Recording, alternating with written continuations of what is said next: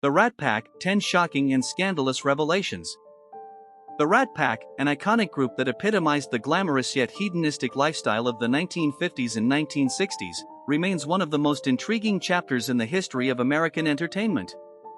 This video delves into some of the most scandalous and shocking facts about the group, consisting of Frank Sinatra, Dean Martin, Sammy Davis Jr., Peter Lawford, and Joey Bishop, among others.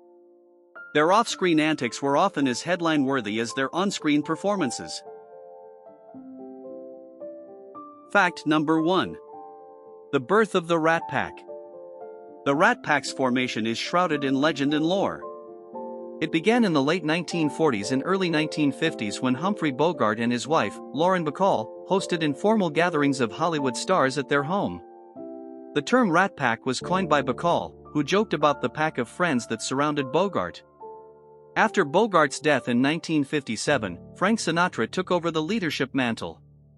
Sinatra's charisma and influence attracted other major stars like Dean Martin and Sammy Davis Jr., transforming the informal group into a cultural phenomenon. The Rat Pack's official coming together as a performing group was marked by their first major performance at the Sands Hotel in Las Vegas in 1960, setting the stage for their legendary status. Number 2. The Kennedy Snub.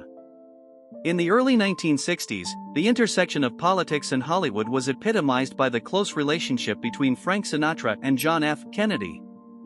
Peter Lawford, a Rat Pack member and brother-in-law to JFK through his marriage to Patricia Kennedy, facilitated this connection. Sinatra, who was fervently involved in Kennedy's 1960 presidential campaign, went as far as organizing a star-studded inaugural gala. Anticipating a presidency filled with Hollywood glamour, Sinatra extensively renovated his Palm Springs estate, even constructing a helicopter landing pad to accommodate Kennedy's anticipated visits. However, the dynamics shifted dramatically post-election. JFK's Attorney General, Robert F. Kennedy, was increasingly concerned about Sinatra's connections with figures like Chicago mob boss Sam Giancana, who was also under FBI investigation. Number 3. Dean Martin's secretive drinking habits. Dean Martin, one of the core members of the Rat Pack, was famous for his seemingly boozy persona, often seen with a drink in hand during performances. However, this image of the perpetually drunk crooner was largely a well-crafted facade. According to those close to Martin, the drink he often held was more likely to contain apple juice than any alcoholic beverage. This tactic was part of his relaxed stage persona, helping him maintain control while appearing under the influence. This strategic presentation allowed Martin to stay alert and responsive during performances and was key to his professional longevity and success. His ability to maintain this charade made his performances more impressive, as he juggled the persona of a heavy drinker with the reality of a disciplined entertainer. Number 4. Sammy Davis Jr.'s interracial marriage. Sammy Davis Jr., a versatile entertainer and a prominent member of the Rat Pack, made a significant cultural statement when he married Swedish actress May Britt in 1960. At the time, interracial marriages were illegal in 31 states, and the union was met with substantial societal backlash and personal threats. The marriage took place on November 13, 1960, in a ceremony at Davis's home in Los Angeles, attended by a few close friends and covered extensively by the media. This marriage was not just a personal commitment but a public stand against prevalent racial prejudices and laws. Despite the professional risks and the intense scrutiny from both the public and the press, Davis and Britt's marriage lasted 8 years, during which they had one daughter and adopted 2 sons. Number 5. Mob connections. Frank Sinatra's connections with the American Mafia, particularly with mob boss Sam Giancana, were an open secret that influenced various aspects of his life and career. Giancana, a powerful figure in the Chicago outfit, was implicated in numerous criminal activities from the 1950s to the 1960s. Sinatra's ties with Giancana extended to both business and personal realms. They reportedly collaborated in the early 1960s to exploit Havana's lucrative casino and hotel industries prior to the Cuban Revolution. Sinatra's involvement with the mob also reportedly included leveraging mafia influence to secure Hollywood movie contracts and Las Vegas casino deals, benefiting both his career and his financial standing. His famed Calneva Lodge in Lake Tahoe, for example, was rumored to be a meeting place for mob figures during his ownership. These connections were of such concern that they were investigated by the FBI and discussed within the Kennedy administration, especially given Sinatra's close association with the Kennedys and his role in JFK's campaign. This scrutiny intensified after the 1960 presidential election, highlighting the potential political risks of Sinatra's mafia associations. Number 6. Dean Martin's tumultuous personal life. Dean Martin, known for his smooth demeanor and charismatic presence, had a personal life marked by passion, turbulence, and public interest. He was married 3 times, first to Elizabeth and MacDonald in 1941, with whom he had 4 children. Their marriage ended in 1949. His most notable marriage was his second to Jean Beager, a former Orange Bowl queen, in 1949.